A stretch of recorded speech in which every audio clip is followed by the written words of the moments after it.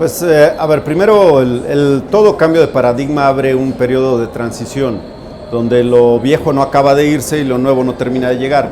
Y eso es justamente la etapa en la que se engarza todo, es decir, las instituciones es cuando cobran un papel fundamental, porque aquellas instituciones que logran modernizarse, actualizarse, generar todas las herramientas para poder estar a la altura del reto del que se trata, pues por supuesto que terminan trascendiendo esa etapa y consolidándose hacia el futuro, y de eso se trata.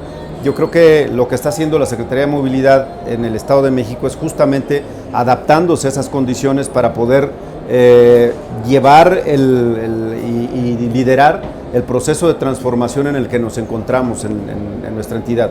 El reto, en efecto, como lo dices, es un reto enorme porque tenemos una presión sociodemográfica y política incluso por la manera en que rodeamos al Distrito Federal, el hecho fundamental de que la propia Ciudad de México hoy en día pues ya no crece, tiene muchos años que tiene un promedio de 8 millones de habitantes y sin embargo la presión demográfica la absorbemos nosotros, que como lo decía, en 2011 teníamos entre 11 y 12 millones de habitantes y para 2017 de repente estamos entrando justamente con el número coincidiendo más de 17 millones de habitantes, es decir, un crecimiento poblacional enorme, un intercambio metropolitano cada vez más intenso y la disparidad en las inversiones entre una zona y otra, es decir, la Ciudad de México con muchos recursos, por supuesto con la visión marcadamente centrada en la idea de que es una ciudad de 20 millones de habitantes, lo cual pues realmente no es cierto. Somos una zona conurbada de 20 millones de habitantes, pero el mayor número lo tenemos nosotros. Y la inversión en materia de movilidad, por supuesto que es muchísimo menor en el Estado de México. Entonces, tenemos que comenzar por dejar claro eso. ¿Por qué el reto es tan complejo? Bueno, lo es porque la inversión en sistemas integrados se viene haciendo desde hace muchos años ya en la Ciudad de México, en tanto que en el Estado de México no abarca más allá de 7 años este proceso de inversión.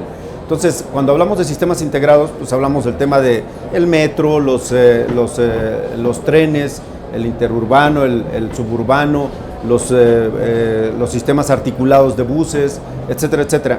Del 100% de los sistemas integrados que existen en la conurbación de la Ciudad de México y el Estado de México, de ese 100%, el 83% está en la Ciudad de México, en tanto que solo el 17% está en nuestra entidad federativa.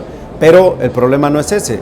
El problema es que el 56% de la población que ocupa esos servicios está en el Estado de México. Entonces, eso nos pone en una circunstancia de estrés enorme al sistema de transporte, al sistema de movilidad en su conjunto, y es justamente sobre lo que tenemos que trabajar. Entonces, ¿qué estamos haciendo en este momento? Bueno, lo primero, actualizando el marco jurídico. Hemos trabajado muy duro en el tema de la actualización del marco jurídico, un marco jurídico que nos permita regular todo lo que está en el entorno del sistema de movilidad, no solamente el tema de transporte, que es en lo que originariamente estábamos concentrados, y veo ahorita, por lo que pude constatar en los intercambios con mis compañeros de otras entidades federativas, no somos los únicos. Ellos también tienen una presión concentrada hacia el tema de transporte en todo el país. Y eso es justo lo que tiene que cambiar, porque si hablamos de cambio de paradigma, el cambio de paradigma es dejar de poner al automóvil en el centro de nuestra atención para poner al ser humano. Y cuando digo el ser humano es porque la movilidad es un derecho humano que contempla precisamente nuestra Constitución, y que hacerlo valer es parte de lograr que triunfe el Estado de Derecho en un ámbito donde aparentemente es una tierra sin ley. Me refiero al transporte. Ahora, esto por supuesto que no es un tema rápido, decían mis compañeros, ya el qué todos lo sabemos, yo creo que no. El cómo todos lo sabemos, tampoco creo que lo sepamos. Y más bien yo creo que es un tema de matices, porque el qué es diferente en cada lugar. Es decir, el qué para la Ciudad de México es muy diferente al qué para el Estado de México. Y el qué para la zona metropolitana de Toluca es muy diferente al qué para la zona metropolitana del Valle de México.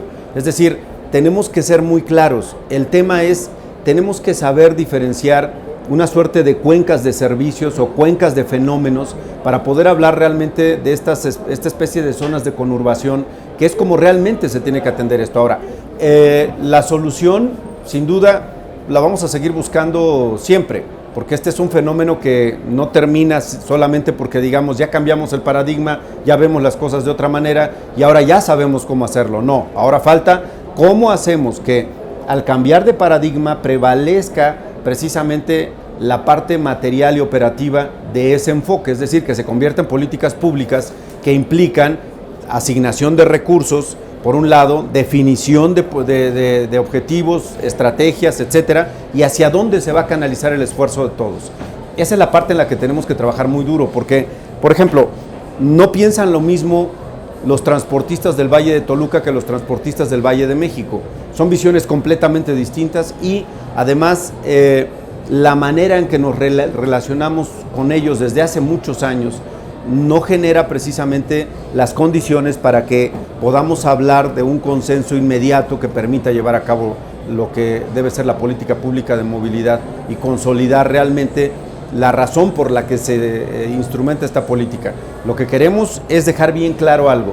Mientras nosotros sigamos optando por fortalecer el paradigma del vehículo en el centro de nuestras políticas públicas, no vamos a resolver el problema de movilidad que tiene la sociedad. Es decir, vamos a seguir perdiendo de 2 a 4 horas en los traslados, vamos a seguir generando un deterioro en el nivel de vida de la gente y, por supuesto, vamos a seguir impactando negativamente la productividad de un estado que es un estado pujante, boyante, me refiero al Estado de México, que tiene un nivel competitivo en materia de industrias, de comunicaciones, etcétera, pero que por no poner atención en el tema de movilidad de inmediato y por no hacer valer el Estado de Derecho, hoy estamos padeciendo precisamente toda esta serie de problemas que a la gente le molesta tanto, ¿no? ¿Y cómo hacerle si hoy se trabaja en el marco regulatorio, en la ley, el cambio de paradigma, y después en la creación de políticas públicas en 6 años es poco tiempo?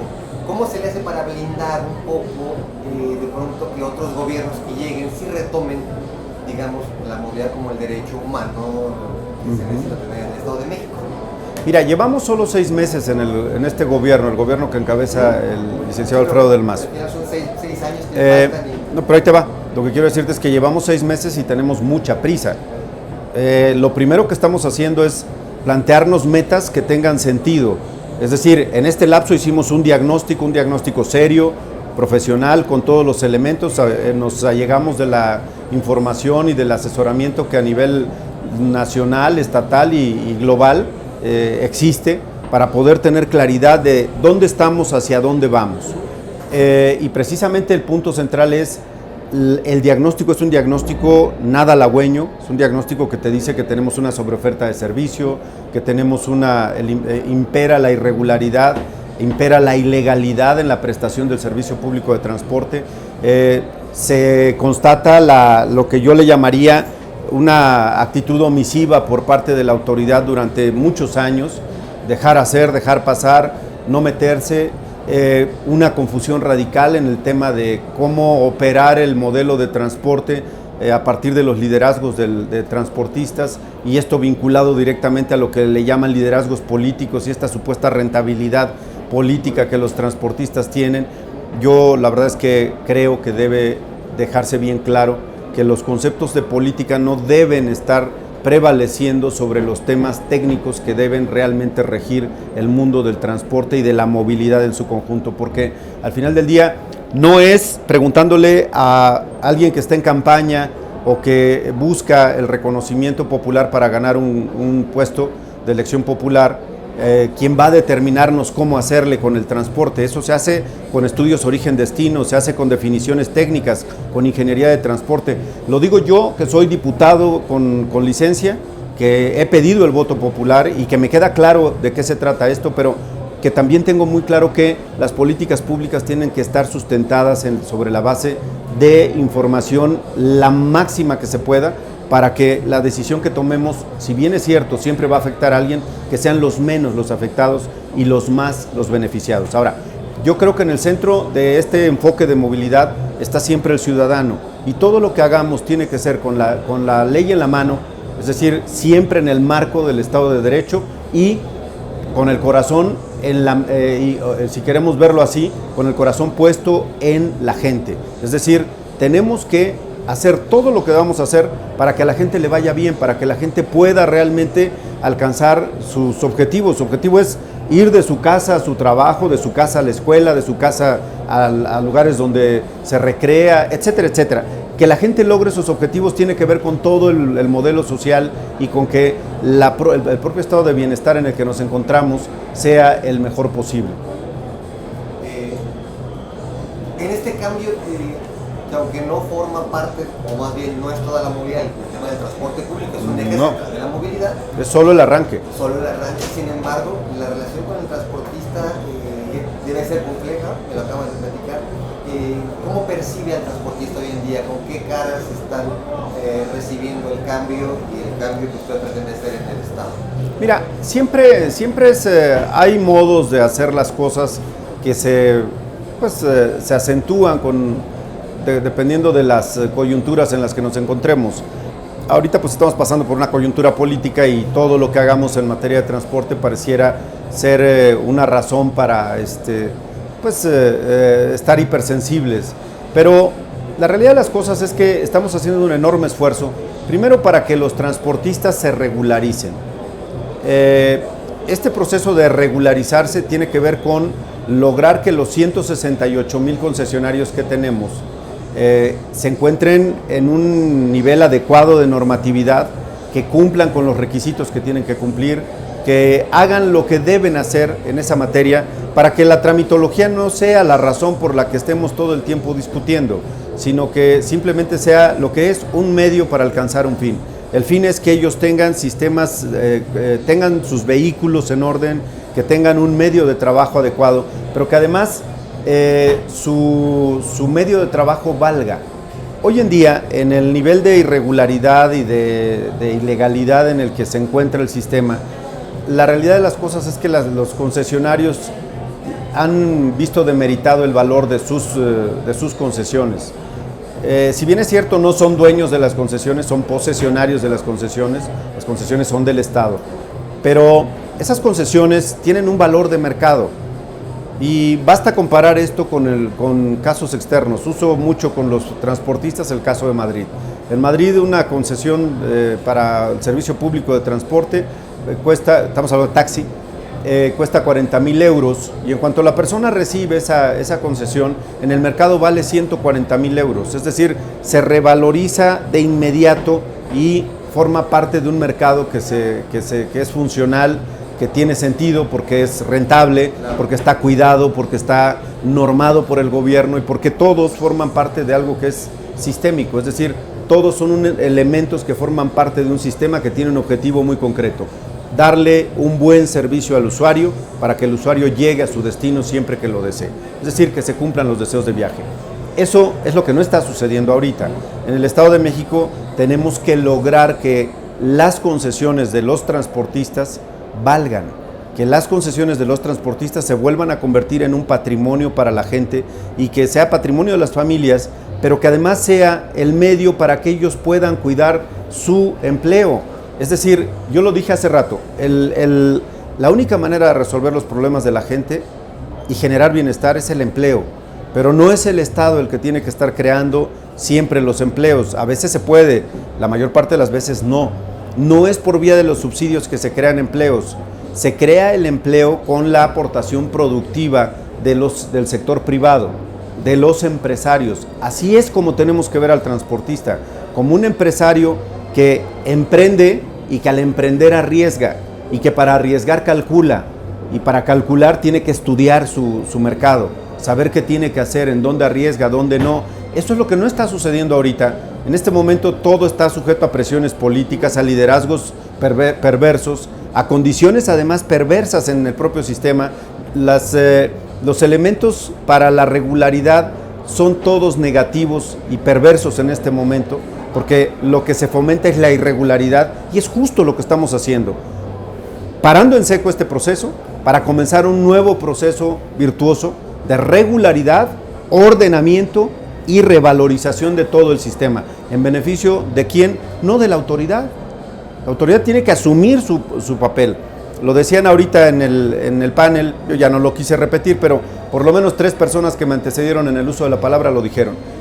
se necesita una autoridad que tenga valor, que tenga los pantalones bien puestos, que tome decisiones, que no venga a querer solo ganar simpatías de los transportistas o de la gente. Se trata de, si ocupas un espacio transitorio de autoridad, como es la Secretaría de Movilidad, y tienes que construir políticas públicas sobre la base de decisiones que son potestad del Estado y que no necesariamente son del agrado de todos, pues hay que tomarlas. Se trata de hacer las cosas, de hacer que se cumpla la ley y de hacer que el usuario realmente se vea beneficiado y que el ciudadano logre todos sus objetivos y tenga más confianza en sus instituciones. En la medida que nosotros nos preocupamos siempre por la democracia, cada que hay elección, la realidad de las cosas es como nos deterioramos. La democracia tiene que ser un sistema que dé resultados operativos, prácticos todos los días. Si el sistema de movilidad funciona, tiene que acompañar la vida cotidiana de la persona todos los días, desde que sale de su casa hasta que regresa. Y en esa lógica, si vemos el comportamiento, digo, de uno, pero puede que no sea tan impactante, pero el comportamiento de muchos que es parecido, genera tendencias y genera comportamientos sociológicos. Entonces, ahí es donde tenemos que estar nosotros estudiando cuidadosamente a la sociedad, tomando las decisiones correctas para acompañar ese proceso del día a día de la sociedad. Esa es la parte donde creo que hemos fallado. Y eso, desde mi punto de vista, ha deteriorado severamente la concepción que la gente tiene de la democracia. ¿Por qué? Porque piensa que la democracia solo sirve para elegir líderes, para elegir representantes populares que al final no cumplen con las funciones que tienen que cumplir y con las expectativas que la democracia le había prometido a la sociedad. Y yo creo que esto que hacemos nosotros es precisamente trabajar para que en el día a día los resultados de una civilización democrática se vean reflejados en el bienestar del ciudadano todos los días. Pues menuda tarea tiene, enhorabuena por tomar el reto y le queremos darle seguimiento a todo lo que viene por ahí en el Estado de México. Cuando gusten hablamos ya de detalles, con mucho gusto, que eso es, Hay mucho saber. eso es abrumador. Gracias. Gracias.